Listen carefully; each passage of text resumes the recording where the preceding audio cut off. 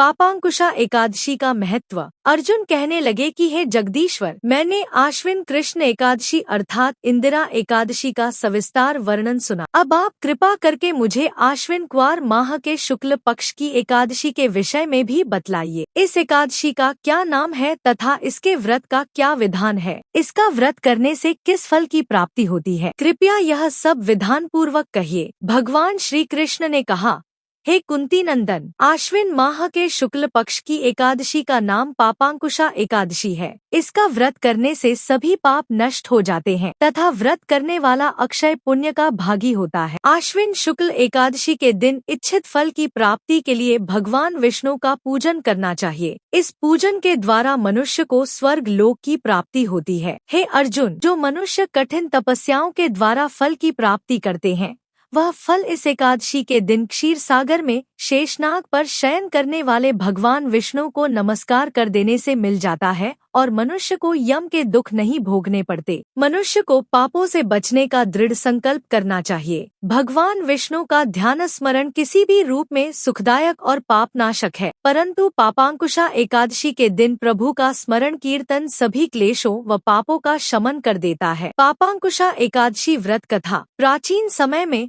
विंध्य पर्वत पर क्रोधन नामक एक बहेलिया रहता था। वह बड़ा क्रूर था। उसका सारा जीवन हिंसा, लूटपाट, मद्यपान और गलत संगति पाप कर्मों में बीता। जब उसका अंतिम समय आया तब यमराज के दूत बहेलिये को लेने आए और यमदूत ने बहेलिये से कहा कि कल तुम्हारे जीवन का अंतिम दिन है, हम तुम्हें कल लेने आएंगे। यह बात सुनकर बहेलिया बहुत भयभीत हो गया और महर्षि अंगिरा के आश्रम में पहुंचा और महर्षि अंगिरा के चरणों पर गिरकर प्रार्थना करने लगा, हे ऋषिवर, मैंने जीवन भर पाप कर्म ही किए हैं। कृपा कर मुझे कोई ऐसा उपाय बताएं जिससे मेरे सारे पाप मिट जाएं और मोक्ष की प्राप्ति हो जाए। उसके निवेदन पर महर्षि अंगिरा ने उसे आश्विन शुक्ल की पापांकुशा एकादशी का विधि पूर्वक व्रत करके को कहा। महर्षि अंगिरा के कहे अनुसार उस बहेलिये ने यह व्रत किया और किए गए सारे पापों से छुटकारा पा लिया और इस व्रत पूजन के बल से भगवान की कृपा से वह विष्णु लोक को गया। जब यमराज के यमदूत ने इस चमत्कार को देखा तो वह बहेलिया को बिना लिए ही यमलोक वापस लौट। जय श्री हरि।